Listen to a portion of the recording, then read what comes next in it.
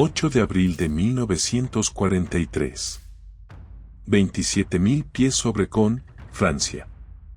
La máscara de oxígeno no pudo ocultar la sonrisa burlona del Oberleutnant Ralph Hormaken mientras observaba las desgarbadas siluetas que subían trabajosamente hacia su formación a través de la cubierta cristalina de su Followolf 190A5. El veterano as de Jack Casbada, de 26 años, estudió a los cazas estadounidenses que hacían su debut en combate sobre la Europa ocupada. Mis ejércitos nos han enviado botellas de leche voladoras, le transmitió a su compañero, incapaz de contener la risa al ver a los enormes P-47 Thunderbolt de la República luchando por ganar altura.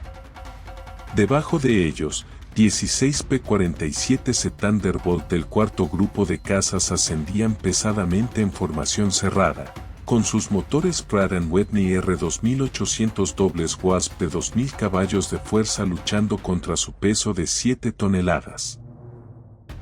Para los pilotos alemanes acostumbrados a los elegantes Spitfires y a los ágiles cazas soviéticos, estas corpulentas máquinas estadounidenses parecían casi cómicas. Fuselajes en forma de barril coronados con cubiertas de invernadero, alas que parecían demasiado pequeñas para sus enormes cuerpos, hélices que eclipsaban cualquier cosa en el inventario de la Luftwaffe.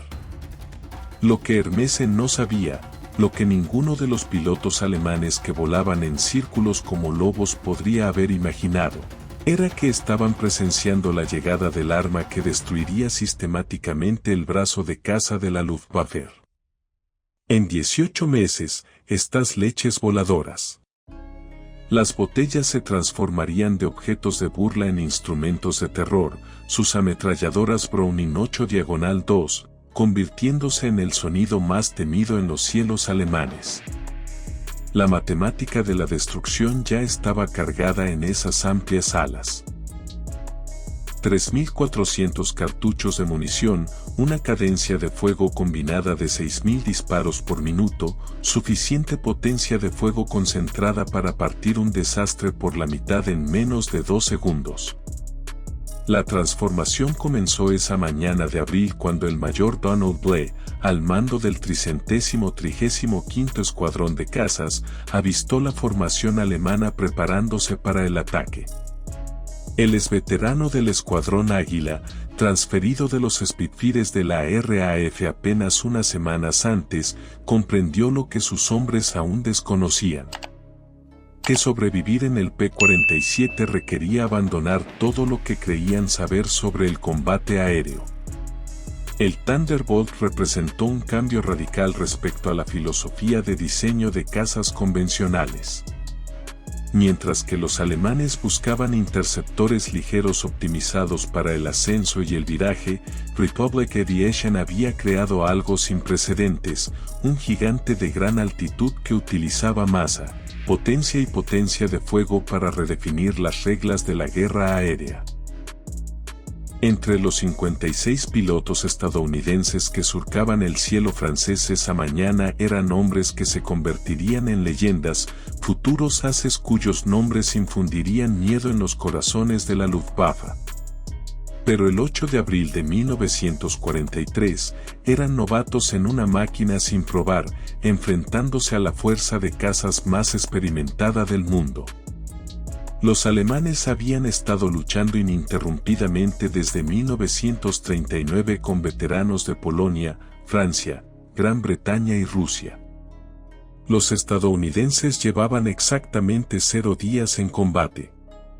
Esta historia trata sobre cómo la lógica industrial venció a la brillantez táctica, cómo la cantidad y la calidad se fusionaron en una superioridad abrumadora, y cómo la risa de los pilotos alemanes se convirtió en terror al descubrir lo que las ametralladoras Browning sincronizadas podían hacer a un avión a 400 yardas. El Republic P-47 Thunderbolt había surgido del pánico de junio de 1940.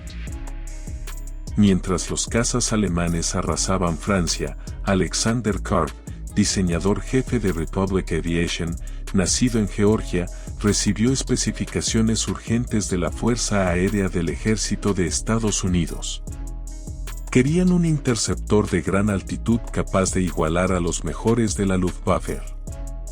Lo que Cartelli diseñó en su lugar fue un monstruo que redefinió lo posible. Será un dinosaurio, admitió Cartelli a su equipo de diseño. Pero será un dinosaurio con buenas proporciones. El prototipo XP-47B, que voló por primera vez el 6 de mayo de 1941, impactó a todos los que lo vieron. Con 9.900 km por hora en vacío, pesaba un 65% más que su predecesor, el P-43 Lance. El enorme sistema de turbocompresor, con sus complejos conductos que recorrían el fuselaje trasero, le daba una apariencia casi preñada. Los pilotos de pruebas que se acercaban a él por primera vez invariablemente se hacían la misma pregunta. ¿Este aparato realmente vuela? No solo volaba, sino que volaba como ningún otro en altitud. El motor Pratt & Whitney R2800W Wasp, un radial de 18 cilindros que generaba 2.000 caballos de potencia, podía mantener la potencia máxima a 8.200 metros, donde los cazas alemanes se quedaban sin aire. El turbocompresor, alimentado por gases de escape, ofrecía un rendimiento a nivel del mar en la estratosfera, donde el aire era demasiado enrarecido para los supercargadores convencionales. Mayor Hubert Hubska, al mando del 56º Grupo de Cazas que entrenaba en Bridgeport, Connecticut, inicialmente detestaba el avión. Su unidad perdió 18 pilotos y 41 aeronaves en accidentes de entrenamiento entre septiembre de 1942 y enero de 1943. El P-47 mató a más estadounidenses en entrenamiento que los alemanes en los primeros meses de combate. Realizaba rizos al aterrizar. El par motor se reducía al despegar y se deslizaba con tal entusiasmo que los pilotos descubrieron la compresibilidad, congelando sus controles al formarse ondas de choque en las alas. Pero quienes lo dominaron descubrieron algo extraordinario. El teniente Robert Johnson, un joven granjero de Oklahoma que se convertiría en uno de los ases más destacados de Estados Unidos con 27 victorias, describió su primer vuelo, fue como atarme a una locomotora. La potencia era increíble. No lo pilotabas, lo apuntabas. Los primeros combates en abril y mayo de 1943 confirmaron todos los prejuicios alemanes. Los P-47 no podían virar con los Focke-Wulf 190 ni ascender con los Messid. Los 109 no podían igualar su ágil manejo a altitudes medias. Los pilotos de la Luftwaffe desarrollaron rápidamente tácticas para explotar estas debilidades, atacando desde abajo, donde los pesados Thunderbolt tenían dificultades, forzando combates con giros donde la agilidad importaba más que la potencia de fuego. El comandante Asaf Pepsprello, oficial al mando del Yakasbada 26, se presentó en el cuartel general tras su primer encuentro. El nuevo caza estadounidense es carne de cañón. Vuela como un camión, gira como un tren de carga y trepa como una vaca preñada. Nuestros muchachos los llaman Indiana, objetivos gordos que fingen ser guerreros. Las estadísticas parecen confirmar la confianza alemana. En su primer mes de operaciones, los grupos de cazas estadounidenses perdieron 14 Thunderbolt por solo 3 derribos alemanes confirmados. La RAF, observando desde sus escuadrones de Spitfire, sugirió discretamente que los estadounidenses podrían reconsiderar su elección de montura. Los pilotos británicos bromeaban diciendo que la mejor maniobra evasiva en un P-47 era desabrocharse el cinturón y correr por la espaciosa cabina. Pero algo extraño estaba sucediendo en esos primeros encuentros que la inteligencia alemana no se percató. Los P-47 derribados habían recibido un daño increíble antes de caer. Un avión regresó de una misión el 4 de mayo con 21 impactos de cañón y más de 100 impactos de ametralladora. Daños que habrían desintegrado un Messerschmitt o un Spitfire. El enorme motor radial, carente de sistemas de refrigeración vulnerables, ignoró los impactos que habrían paralizado por completo a un caza refrigerado por líquido. Más significativamente, cuando los P-47 lograron apuntar con sus cañones, los resultados fueron catastróficos. La batería de armas Thunderbolts creó una zona de convergencia de destrucción que los pilotos alemanes nunca habían experimentado. A diferencia de las armas de calibre de fusil de los cazas de principios de la guerra o del cañón con munición limitada, el caza estadounidense podía mantener el fuego sostenido durante más de 30 segundos, una eternidad en combate aéreo. El evento que comenzaría a cambiar la percepción alemana ocurrió el 26 de junio de 1943 sobre Lazo, Francia. Involucró al segundo inquilino izquierdo, Robert S. Johnson, del 61º Escuadrón de Cazas, en un encuentro que se volvería legendario en ambos bandos del conflicto. La formación de Johnson de 48 P-47 regresaban de su escolta cuando fueron rebotados por 16 Focke-Wulf 190 de 2 ametralladoras de la 26ª División, lideradas por Edmund Wilhelm Ferdinand Galland, hermano menor del famoso Adolf Galland. Los alemanes ejecutaron un ataque perfecto, lanzándose desde el sol con una ventaja de velocidad abrumadora. El Thunderbolt de Johnson, que volaba en la retaguardia de la formación, quedó atrapado en el fuego cruzado de múltiples atacantes, sufriendo daños catastróficos en los primeros segundos del combate. Proyectiles de cañón de 2120 milímetros explotaron sobre su avión. La cabina se rompió, el fluido hidráulico se dispersó en la cabina, la cubierta del motor se desprendió y se desató un incendio tras el panel de instrumentos. Johnson, herido en el morro y la pierna por metralla y fragmentos de bala, intentó saltar en paracaídas, pero descubrió que la cabina estaba atascada. Un proyectil de 20 milímetros había explotado en la guía de la cabina, sellándola. Quedó atrapado en un avión a punto de averiarse a 27.000 pies. Lo que sucedió a continuación desafió cualquier suposición sobre daños en combate. Tolerancia. A pesar de no tener visibilidad frontal a través del parabrisas cubierto de aceite, un motor que apenas funcionaba y se sacudía violentamente, y controles que respondían solo intermitentemente, Johnson logró nivelar el avión y apuntarlo hacia Inglaterra.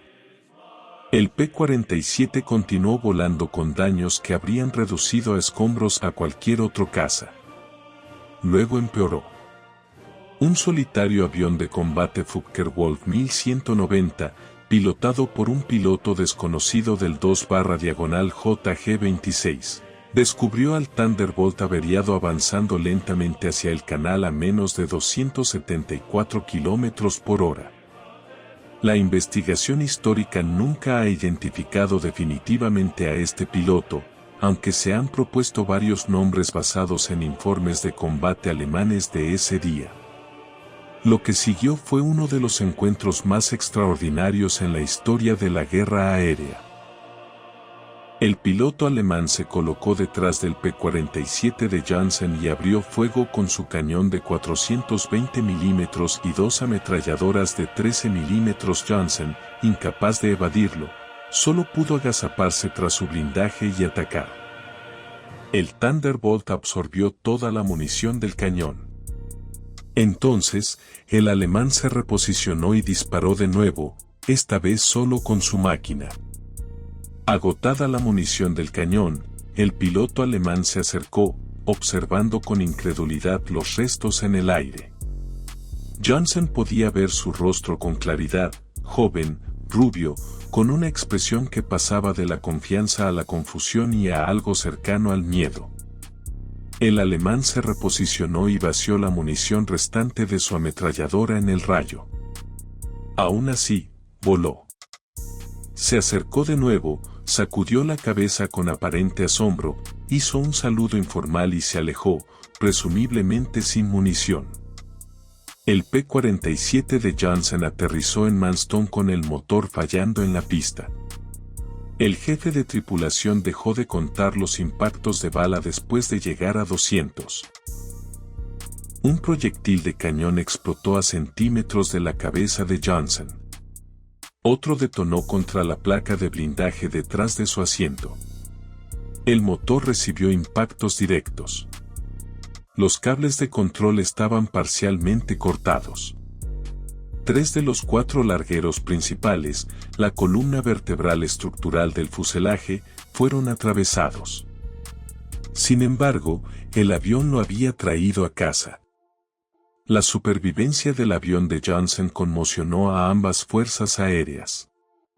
Ingenieros estadounidenses estudiando los restos se dieron cuenta de que habían subestimado su propia creación. La inteligencia alemana, que recibía informes de combate de la segunda sección del Jägersbada 26, inicialmente se negó a creerlo. Ningún avión podía absorber tanto daño, pero el testimonio de varios pilotos confirmó lo imposible. El Thunderbolt había resistido todo lo que el mejor caza de la Luftwaffe podía ofrecer y sobrevivió. Para julio de 1943, los pilotos estadounidenses estaban aprendiendo a explotar las verdaderas fortalezas del P-47. El teniente coronel Hubert Zena, comandante del 56º Grupo de Cazas, había descubierto el secreto mediante un brutal ensayo y error. No vires con ellos. No asciendas con ellos a baja altitud. Usa tu peso. Y usa tu potencia. Usa tus armas. El enorme peso del Thunderbolt, inicialmente visto como una desventaja, se convirtió en un arma. En picado, nada podía detenerlo. Desde 9.140 metros, un P-47 podía alcanzar los 880 km por hora, más rápido que cualquier caza alemán, incluso en picado vertical. Esta velocidad podía convertirse en altitud en un ascenso rápido que dejaba a los cazas que lo perseguían indefensos. 8 de abril de 1943. 27.000 pies sobre Caen, Francia. La máscara de oxígeno no pudo ocultar la sonrisa burlona del Oberleutnant Ralph Hormaken mientras observaba las desgarbadas siluetas que subían trabajosamente hacia su formación a través de la cubierta cristalina de su Followolf 190A5. El veterano as de Jägersbada, de 26 años, estudió a los cazas estadounidenses que hacían su debut en combate sobre la Europa ocupada. Mis ejércitos nos han enviado botellas de leche voladoras, le transmitió a su compañero, incapaz de contener la risa al ver a los enormes P-47 Thunderbolt de la República luchando por ganar altura. Debajo de ellos, 16 P-47C Thunderbolt del cuarto grupo de cazas ascendían pesadamente en formación cerrada, con sus motores Pratt & Whitney R2800 dobles Wasp de 2000 caballos de fuerza luchando contra su peso de 7 toneladas. Para los pilotos alemanes acostumbrados a los elegantes Spitfires y a los ágiles cazas soviéticos, estas corpulentas máquinas estadounidenses parecían casi cómicas. Fuselajes en forma de barril coronados con cubiertas de invernadero, alas que parecían demasiado pequeñas para sus enormes cuerpos, hélices que eclipsaban cualquier cosa en el inventario de la Luftwaffe. Lo que Hermese no sabía, lo que ninguno de los pilotos alemanes que volaban en círculos como lobos podría haber imaginado, era que estaban presenciando la llegada del arma que destruiría sistemáticamente el brazo de caza de la Luftwaffe. En 18 meses, estas leches voladoras. Las botellas se transformarían de objetos de burla en instrumentos de terror, sus ametralladoras Browning 8 Diagonal 2, convirtiéndose en el sonido más temido en los cielos alemanes. La matemática de la destrucción ya estaba cargada en esas amplias alas. 3.400 cartuchos de munición, una cadencia de fuego combinada de 6.000 disparos por minuto, suficiente potencia de fuego concentrada para partir un desastre por la mitad en menos de 2 segundos. La transformación comenzó esa mañana de abril cuando el mayor Donald Blair, al mando del 335º Escuadrón de Cazas, avistó la formación alemana preparándose para el ataque. El exveterano del Escuadrón Águila, transferido de los Spitfires de la RAF apenas unas semanas antes, comprendió lo que sus hombres aún desconocían: que sobrevivir en el P-47 requería abandonar todo lo que creían saber sobre el combate aéreo. El Thunderbolt representó un cambio radical respecto a la filosofía de diseño de cazas convencionales. Mientras que los alemanes buscaban interceptores ligeros optimizados para el ascenso y el viraje, Republic Aviation había creado algo sin precedentes: un gigante de gran altitud que utilizaba masa, potencia y potencia de fuego para redefinir las reglas de la guerra aérea. Entre los 56 pilotos estadounidenses que surcaban el cielo francés esa mañana eran hombres que se convertirían en leyendas, futuros ases cuyos nombres infundirían miedo en los corazones de la Luftwaffe. Pero el 8 de abril de 1943, eran novatos en una máquina sin probar, enfrentándose a la fuerza de cazas más experimentada del mundo. Los alemanes habían estado luchando ininterrumpidamente desde 1939 con veteranos de Polonia, Francia, Gran Bretaña y Rusia.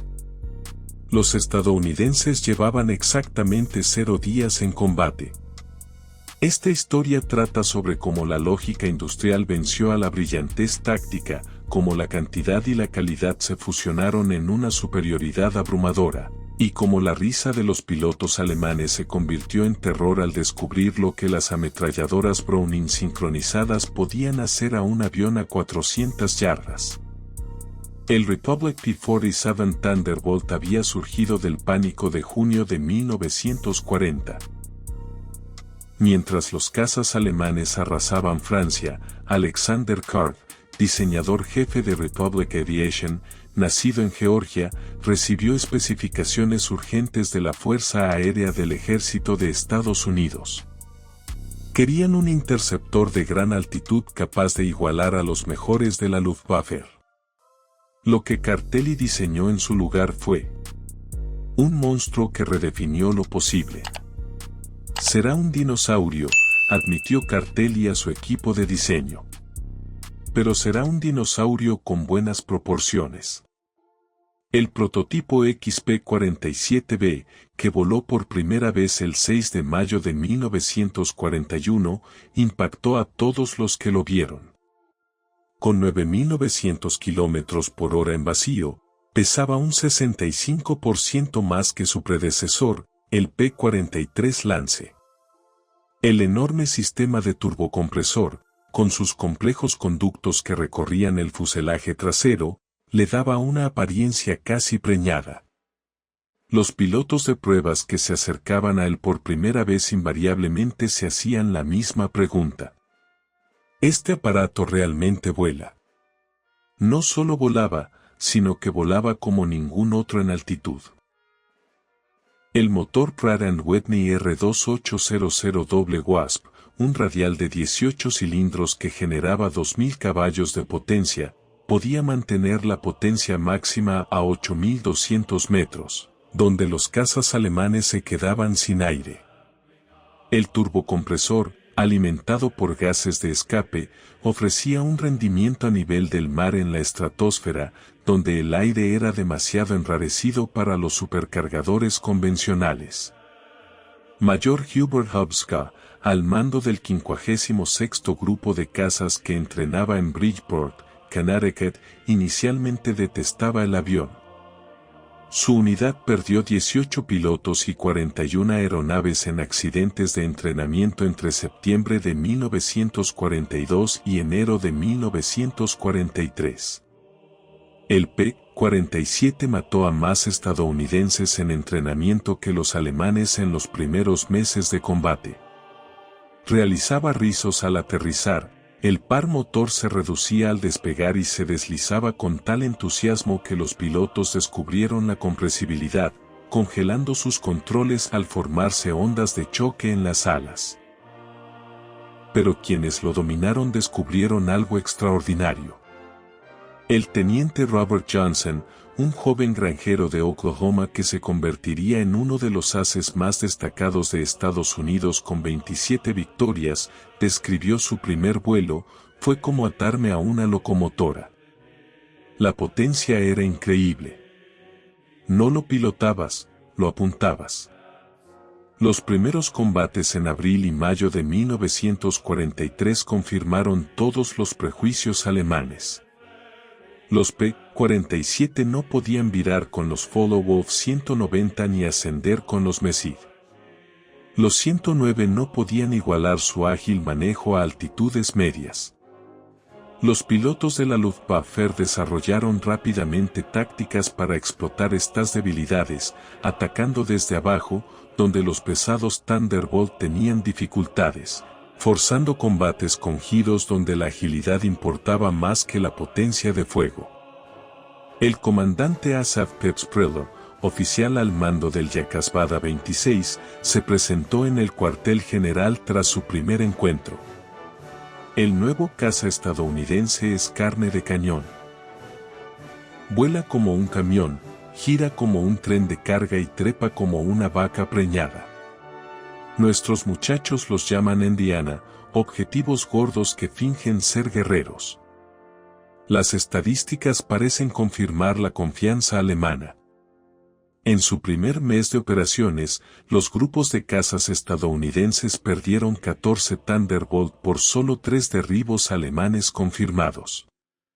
La RAF, observando desde sus escuadrones de Spitfire, sugirió discretamente que los estadounidenses podrían reconsiderar su elección de montura. Los pilotos británicos bromeaban diciendo que la mejor maniobra evasiva en un P-47 era desabrocharse el cinturón y correr por la espaciosa cabina.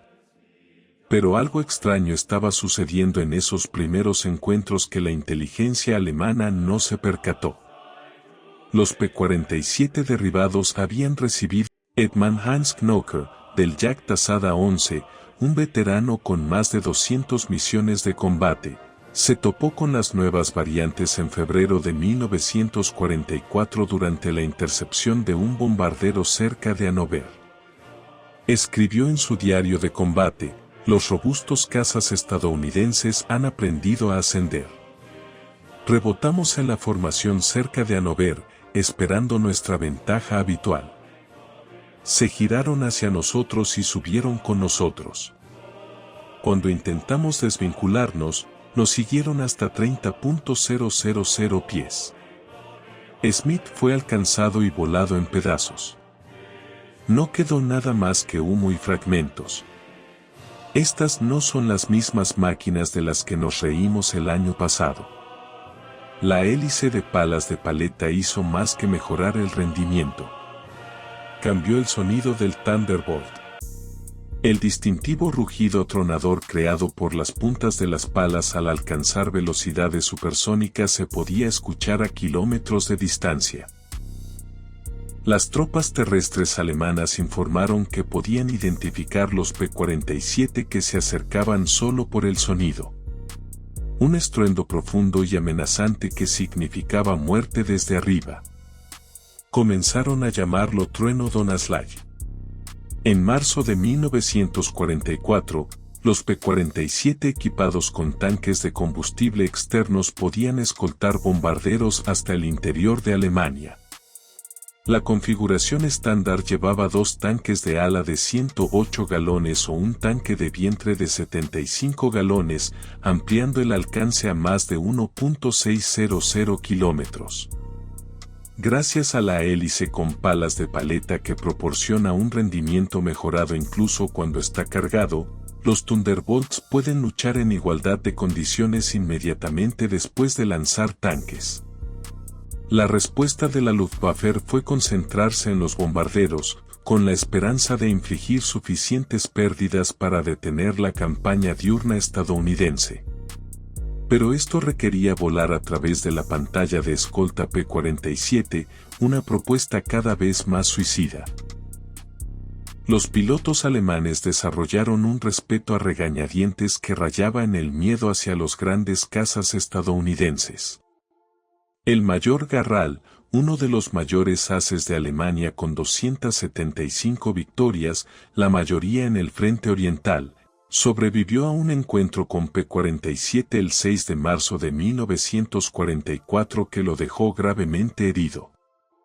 Más tarde recordó en una entrevista de posguerra: los vimos sobre nosotros, siluetas gruesas contra el sol. Alguien rió y dijo: ahí vienen los cerdos voladores. 30 segundos después, nadie reía. Cayeron como una avalancha, más rápido de lo que podíamos reaccionar. La primera pasada destruyó a 3 de nuestros cazas, que simplemente desaparecieron, convertidos en escombros ardientes. Sus cañones no disparaban en ráfagas como los nuestros. Lanzaban ráfagas sólidas de fuego. Quedarse atrapado en esa ráfaga significaba una muerte instantánea. Las misiones de escolta revelaron otra ventaja del P-47, la resistencia. Mientras que los cazas alemanes operaban a máxima potencia, lo que consumía combustible rápidamente, los grandes radiales estadounidenses podían volar eficientemente a gran altitud. Los Thunderbolt podían permanecer con los bombarderos durante horas, rotando la cubierta superior mientras mantenían suficiente combustible para el combate y el regreso. A medida que llegaban más P-51 Mustang para asumir las tareas de escolta de largo alcance en la primavera de 1944, las unidades P-47 se centraron cada vez más en el ataque terrestre, una función que los convertiría en los aviones más temidos del arsenal alemán. La transición comenzó en serio en abril de 1944 como los aliados se prepararon para la invasión de Francia. La batería de ametralladoras pesadas Thunderbolts demostró ser igualmente efectiva contra objetivos terrestres. La munición incendiaria perforante estándar podía penetrar el blindaje superior de la mayoría de los vehículos alemanes, mientras que el gran volumen de fuego podía destruir objetivos blandos en segundos. Una ráfaga de 2 colocaba 160 proyectiles de media pulgada en un área objetivo del tamaño de un camión. Pero fue la adición de bombas y cohetes lo que transformó al P-47 en un verdadero monstruo multirollo. La variante de 25 podía llevar 2 bombas de 454 kilogramos bajo las alas y una de 227 kilogramos bajo el fuselaje, una carga de bombas equivalente a la de los bombarderos medios de principios de la guerra. Las variantes posteriores añadieron cabezales de cohetes de longitud 0 para 10 cohetes aéreos de alta velocidad, HVR, de 127 milímetros. Cada uno equivalente a un proyectil de artillería de 105 milímetros. Hans von Luck, al mando del 125º Regimiento de Granaderos Panza durante la campaña de Normandía, experimentó de primera mano los ataques terrestres del P-47. Llegaban a baja altura, tan baja que se podía ver los rostros de los pilotos. El sonido era aterrador. Motores rugiendo, cohetes rugiendo. Luego, el martilleo de esas ametralladoras pesadas. Una columna de nuestros camiones simplemente dejó de existir. 20 vehículos se transformaron en escombros en llamas de una sola pasada. El efecto psicológico en los hombres fue devastador. Los llamaban jabos, cazabombarderos.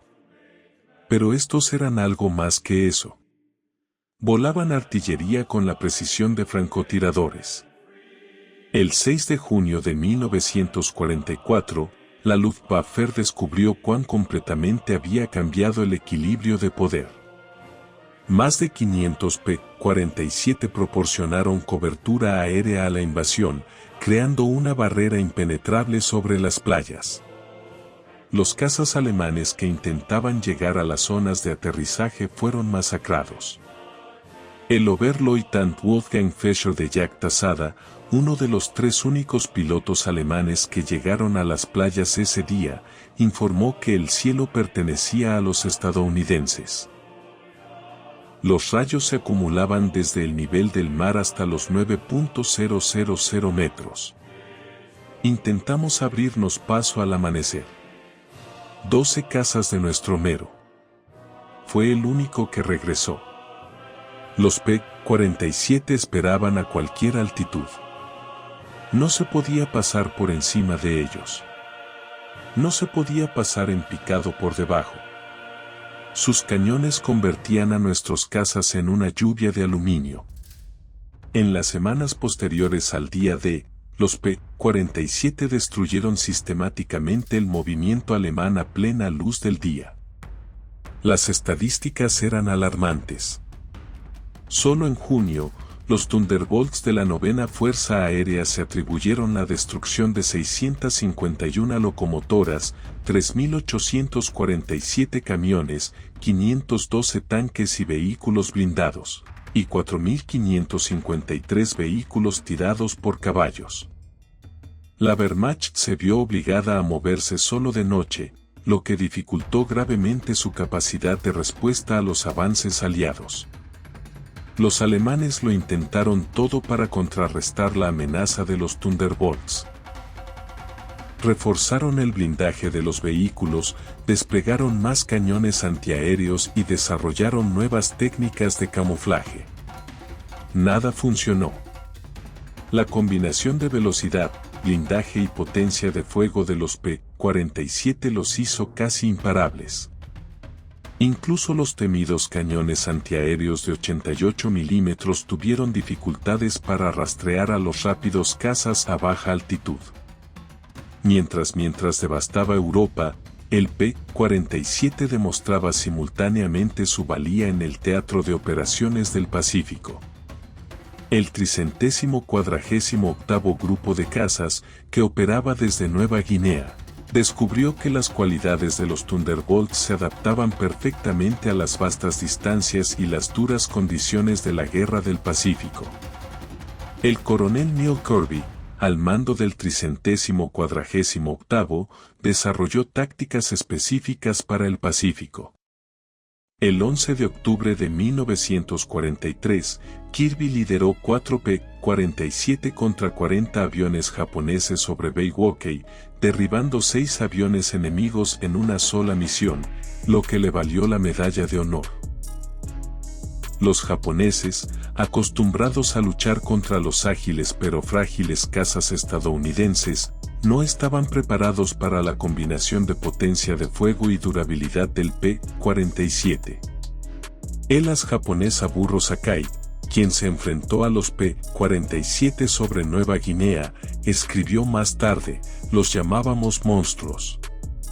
Nuestro cañón de 20 milímetros, que podría destruir un P-40 con unos pocos impactos, parecía no tener efecto. Puse docenas de balas en un rayo y lo vi volar. Su fuego de respuesta fue aterrador. Ráfagas de balas pesadas que destrozaron aviones. El P-47N, desarrollado específicamente para el Pacífico, presentaba una mayor capacidad de combustible, con alas húmedas con capacidad para 93 galones cada una, ampliando su alcance a 2.350 millas. Esta variante escoltaría a los B-29 a Japón, demostrando que el caza de patas cortas de 1943 se había convertido en una auténtica arma de largo alcance. Quizás la reivindicación definitiva de la evolución del P-47 llegó en sus encuentros con los aviones de combate alemanes. El Messerschmitt Mi-262, con su velocidad máxima de 540 millas por hora, debería haber sido intocable para los cazas propulsados por hélice. Pero los pilotos del Thunderbolt descubrieron que podían atrapar aviones en 2 situaciones. durante el despegue y el aterrizaje, cuando los aviones eran más vulnerables y empicados a alta velocidad desde la altitud. El 27 de noviembre de 1944, el teniente coronel John Semer, del 352º Grupo de Cazas, se convirtió en uno de los primeros pilotos en derribar un M262 con un P-47. Al lanzarse desde 28.000 pies de altura, el Mears Thunderbolt alcanzó velocidades cercanas a las 500 millas por hora, lo suficientemente rápido como para alcanzar al avión en vuelo nivelado. El piloto del avión, confiado en su ventaja de velocidad, nunca vio al P-47 en picado hasta que los cañones de Mer abrieron fuego a 400 yardas. El informe de combate de Mer señalaba: el avión enemigo se desintegró bajo fuego enemigo. Grandes fragmentos, incluidos ambos motores, se separaron del fuselaje. El piloto no escapó. El fuego concentrado de los cañones calibre 850 resultó más efectivo de lo previsto contra los aviones a reacción. A principios de 1945, se desplegaron variantes especializadas del P-47M específicamente para contrarrestar los aviones a reacción alemanes y las bombas volantes V-1. Con inyección de agua y metanol que aumentaba la potencia a 2.800 caballos y una aerodinámica refinada, estos explosivos podían alcanzar 750 km por hora en vuelo nivelado a 9.150 metros, lo suficientemente rápido como para interceptar incluso aviones a reacción en determinadas condiciones. El mayor George Bostwick, al mando del 63º Escuadrón de Cazas equipado con P-47, derribó dos M262 en marzo de 1945. Su informe táctico priorizaba la potencia de fuego sobre la velocidad. Los aviones a reacción son más rápidos, pero no pueden virar ni resistir el impacto. Una sola ráfaga de nuestra batería y se desmoronan como si fueran de papel. Tienen que reducir la velocidad, apuntando a los bombarderos de ataque. Ahí es cuando los tenemos. La máxima demostración del poderío industrial estadounidense se produjo durante la Operación Bodenplatte. El intento desesperado de la Luftwaffe por destruir el poder aéreo aliado el 1 de enero de 1945. Casi 900 cazas alemanes, incluyendo sus mejores pilotos restantes, lanzaron ataques sorpresa contra aeródromos aliados en Bélgica y los Países Bajos. En el aeródromo I-34, cerca de Metz, sede de los P-47 del 365º Grupo de Cazas, el ataque tuvo éxito inicialmente. Los cazas alemanes destruyeron 22 Thunderbolts en tierra, junto con varias otras aeronaves. Un piloto alemán capturado, llevado al puesto de mando, señaló el avión en llamas y se burló: ¿qué opinas de eso? La respuesta del mayor George Brookings se volvió legendaria en toda la 9ª Fuerza Aérea. Señaló la pista de vuelo donde los equipos de tierra ya estaban apartando los aviones dañados y preparando plataformas para los reemplazos. Mañana tendremos 40 nuevos. ¿Cuánto tardarán en reemplazar a sus pilotos? La sonrisa de los pilotos alemanes desapareció. En 48 horas, los P-47 de 40 recién salidos de fábrica llenaron la pista de vuelo. Tras ser trasladados desde depósitos en Inglaterra, la Luftwaffe perdió 271 aviones y 213 pilotos en Bodenplatte, incluyendo muchos instructores y líderes de escuadrón irreemplazables. Estas pérdidas jamás podrían ser reemplazadas. Los estadounidenses perdieron un total de 134 aviones en todos los aeródromos atacados, todos reemplazados en una semana. Las cifras revelaban una derrota inevitable. Republic Aviation produjo 15.683 P-47 durante la guerra, más que cualquier otro caza estadounidense. En su pico de producción, la fábrica de Farmingdale en Long Island completaba un Thunderbolt cada hora, las 24 horas del día.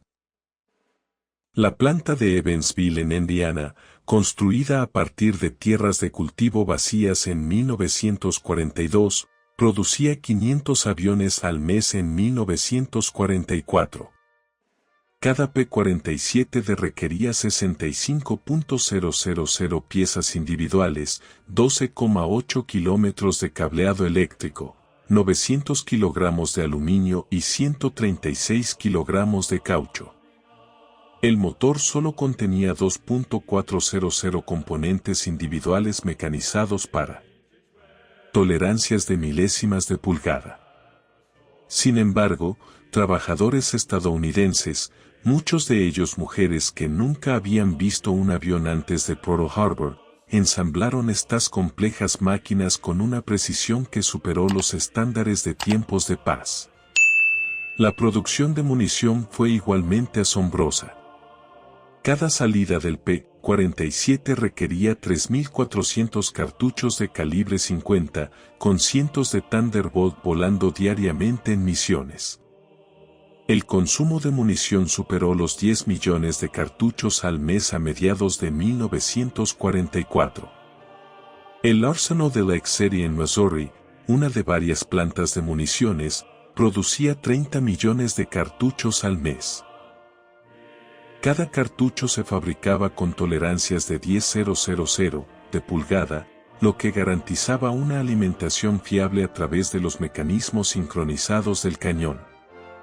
El consumo de combustible era enorme. Cada Thunderbolt consumía 100 galones por hora en vuelo normal, hasta 300 galones en combate con la inyección de agua activada. Tan solo la 9ª Fuerza Aérea consumía más de 25 millones de galones de combustible de aviación al mes a finales de 1944. Todo ello se enviaba a través del Atlántico en aviones cisterna que eran, a su vez, productos de la producción en masa estadounidense. Aún más impresionante que la producción aeronáutica era el entrenamiento de pilotos. Para 1944, Estados Unidos graduaba anualmente a 30.000 pilotos del entrenamiento avanzado, más de los que Alemania había entrenado en toda la guerra. Cada piloto del P-47 recibía un mínimo de 400 horas de entrenamiento de vuelo antes de entrar en combate, incluyendo 100 horas en cazas avanzados. Los pilotos alemanes, en cambio, entraban en combate con menos de 100 horas de tiempo total al final de la guerra. La calidad se notaba en el combate. Los pilotos estadounidenses llegaban a Europa entrenados en vuelo en formación, navegación por instrumentos, artillería y tácticas. Habían practicado contra aviones alemanes capturados, comprendiendo las capacidades y limitaciones de su enemigo. Conocían profundamente los sistemas de sus aeronaves, habiendo estudiado manuales técnicos que los pilotos alemanes nunca recibieron. El teniente Eugene Roberts, que llegó a Inglaterra en septiembre de 1944, ejemplificó la ventaja del entrenamiento estadounidense. Tenía 420 horas en mi bitácora, incluyendo 75 horas en el P-47. Había disparado a blancos remolcados, practicado tiro de deflexión, estudiado películas de cámaras de cañones de combate real. En mi primera misión, sabía exactamente que el piloto alemán al que me enfrenté no podría haber tenido ni la mitad de mi experiencia. Ni siquiera fue un combate justo. En marzo de 1945, Obus Leutnant Breyer, el mismo piloto que 2 años antes se había burlado de los P-47 llamándolos vacas preñadas, fue entrevistado por oficiales de propaganda alemanes que buscaban levantar la moral. Su declaración, considerada demasiado desmoralizante para publicarla, reveló la completa transformación de la actitud alemana. El Thunderbolt es el mejor cazabombardero jamás construido. Su potencia de fuego no tiene precedentes, armas que nunca se atascan, nunca se sobrecalientan, nunca se quedan sin munición en combate normal. Lleva bombas como un bombardero medio, dispara cohetes como artillería y lucha como un caza cuando es necesario. Pero más allá de la máquina está lo que representa, producción estadounidense ilimitada. Pierden 10, construyen 20, nosotros perdemos 1, se pierde para siempre. Sus pilotos llegan mejor entrenados que nuestros instructores. Tienen combustible para entrenar, munición para practicar, repuestos para todo. Nosotros solo tenemos coraje. Y el coraje sin recursos es solo una derrota retrasada. Nos reímos de ellos en 1943. Ya no nos reímos. Cuando oyes esos cañones, sabes que la muerte llama a la puerta. El sonido nos atormenta. Mecánico, preciso, imparable. Como todo lo estadounidense, se trata de una abrumadora superioridad material. No nos derrotaron con mejores tácticas ni pilotos más valientes. Nos sepultaron bajo una avalancha de acero y plomo. Para abril de 1945, la Luftwaffe existía principalmente en el papel. La escasez de combustible dejó en tierra a la mayoría de los aviones. Pilotos experimentados habían muerto o habían sido capturados. Los aeródromos eran ruinas llenas de cráteres. Pero incluso con aviones y combustible, los pilotos alemanes se enfrentaban a una ecuación imposible. Atacar significaba enfrentarse a formaciones de P-47 que dominaban todas las altitudes, desde el nivel del suelo hasta los 40.000 pies. El piloto alemán Klaus Brachner, uno de los últimos pilotos alemanes entrenados en 1945, voló solo una misión de combate antes del final de la guerra. Su encuentro con los P-47 sobre Leipzig duró 12 segundos. Los vi en picado desde arriba, 4 rayos en perfecta formación. Intenté girar, pero estaban demasiado rápido. El líder disparó desde 500 metros. Mi avión se sacudió como si lo hubieran golpeado con mazos. El motor explotó, el ala se desprendió. Escapé por los pelos. En paracaídas, vi cómo destruían a todo mi personal. 6 cazas derribados en menos de 1 minuto. El cielo llovía, quemando aluminio y cuerpos. El impacto psicológico fue total. Los pilotos alemanes desarrollaron lo que los médicos llamaron fiebre del jabo, síntomas físicos de estrés que aparecían cuando se reportaban rayos en la zona. Veteranos que se habían enfrentado a Spitfires y huracanes sin miedo enfermaron físicamente antes de las misiones contra los P-47. El estruendo distintivo de los rayos que se acercaban causó pánico entre las tropas de tierra, que sabían que sobrevivir significaba buscar refugio de inmediato. Las estadísticas finales de las operaciones del P-47 desafiaban la comprensión. En Europa, 3.752 aviones alemanes destruidos en combate aéreo. 3.315 aviones destruidos en tierra. 86.000 vagones de ferrocarril destruidos. 9.000 locomotoras destruidas. 6.000 vehículos blindados de combate destruidos. 68.000 camiones destruidos. 60.000 vehículos tirados por caballos destruidos en el Pacífico. 697 aviones japoneses destruidos en combate aéreo, 150 aviones destruidos en tierra, 1.500 vehículos destruidos, 150 locomotoras destruidas, innumerables barcazas, barcos e instalaciones.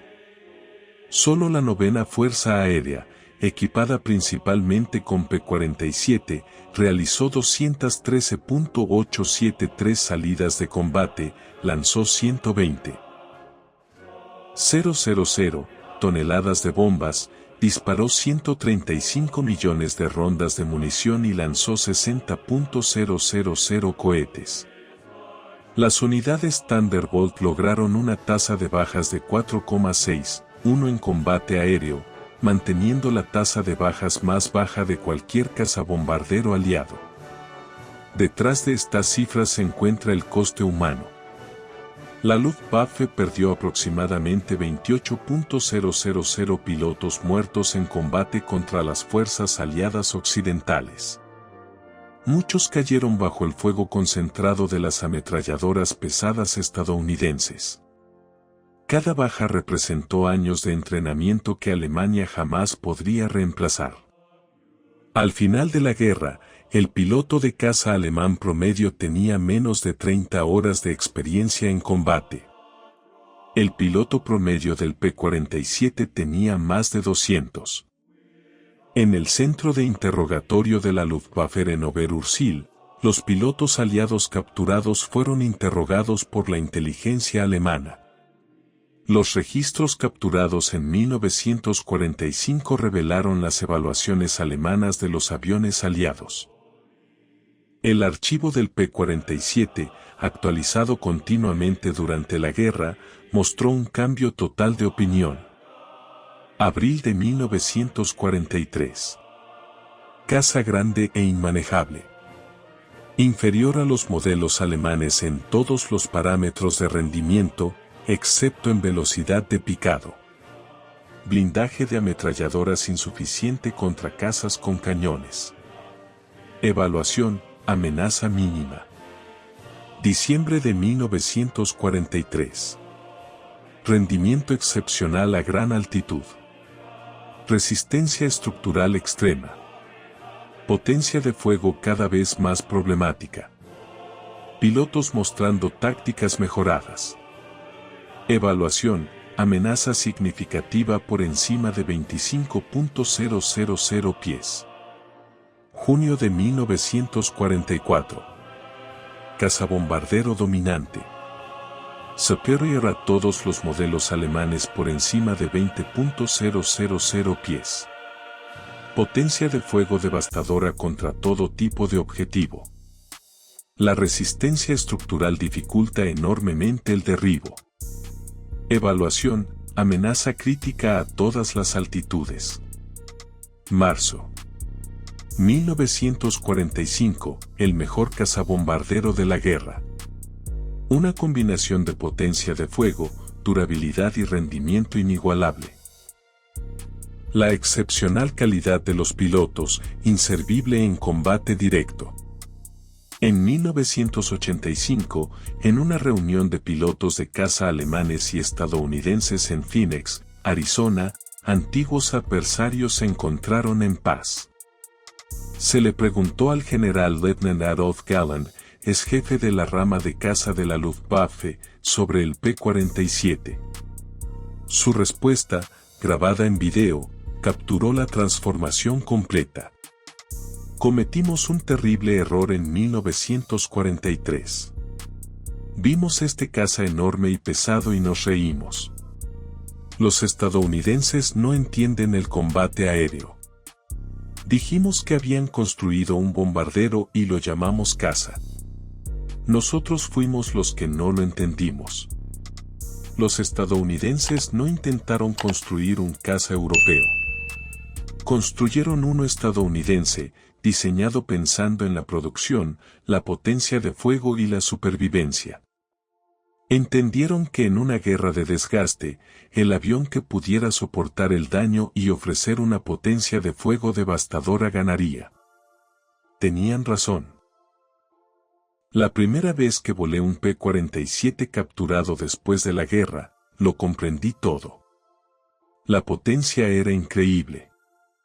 Subía. Como si cayera hacia arriba. La cabina era cómoda. La visibilidad, excelente.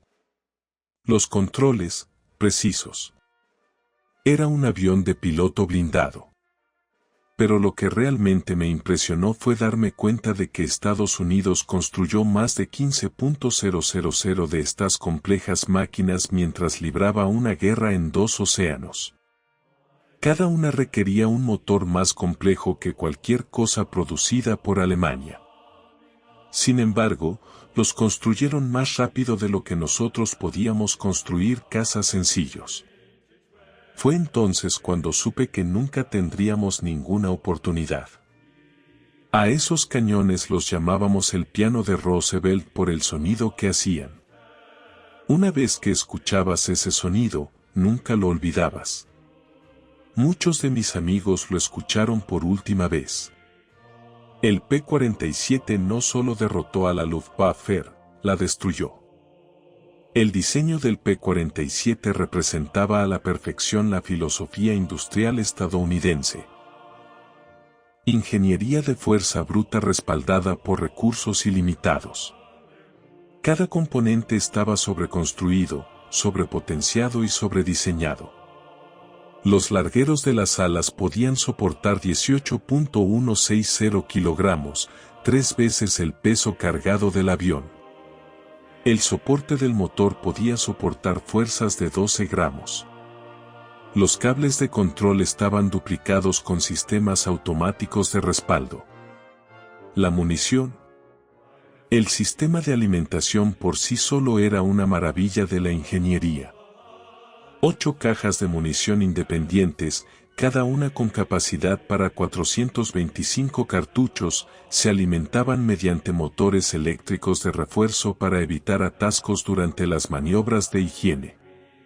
Los cañones se calentaban eléctricamente para evitar la congelación en altitud. Cada cañón contaba con su propio mecanismo de carga y podía sincronizarse individualmente. La convergencia se ajustaba de 150 a 400 yardas, lo que permitía a los pilotos optimizar su alcance de combate preferido. Incluso después de la guerra, algunos veteranos alemanes sostenían que el P-47 ganaba por cantidad, no por calidad. Que los cazas alemanes eran técnicamente superiores, pero estaban superados por la superioridad numérica. Los registros de combate cuentan una historia diferente. En combates con igualdad numérica, el P-47 prevalecía constantemente. El armamento pesado de ametralladoras, considerado inferior al cañón, demostró ser más efectivo en combate real. El análisis de las imágenes de las cámaras de los cañones reveló por qué los proyectiles de cañón, aunque individualmente más destructivos, requerían una puntería precisa y tenían una munición limitada, típicamente de 120 a 200 cartuchos en total. Las armas del P-47 creaban una nube de probabilidad de balas que garantizaba impactos incluso con una puntería imperfecta. A distancias de combate típicas, una ráfaga de 2 cañones disparaba al menos 20 proyectiles contra un objetivo del tamaño de un caza, suficiente para asegurar su destrucción.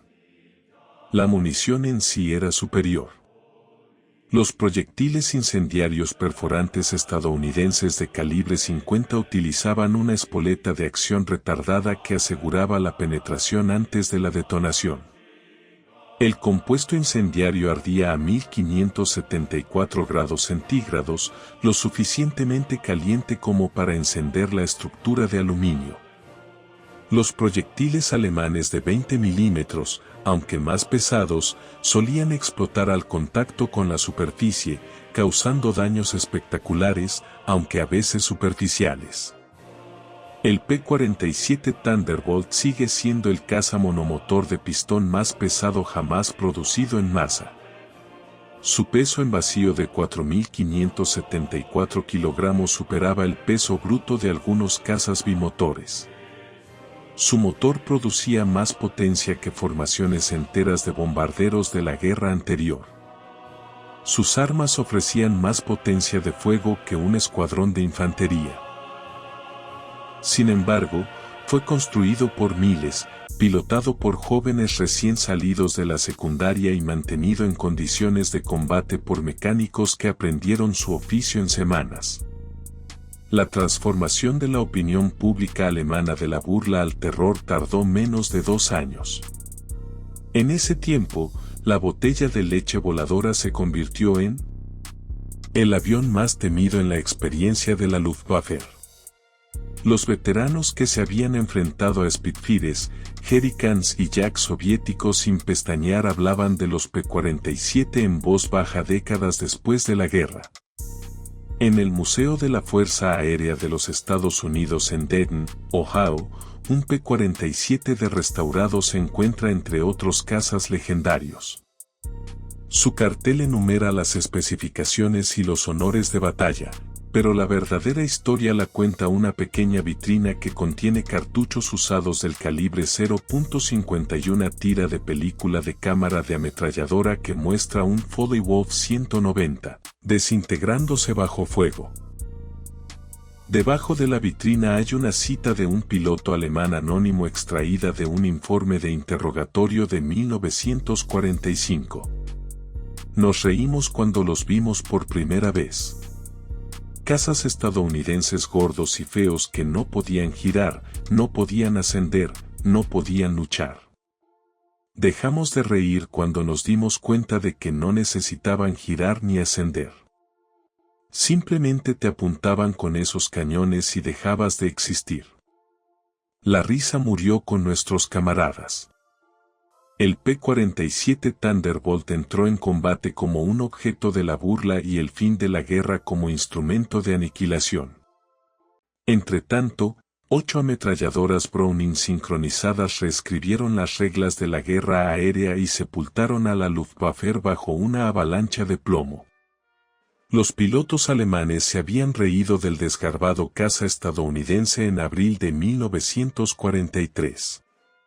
Para mayo de 1945, ya no quedaban pilotos alemanes que se rieran.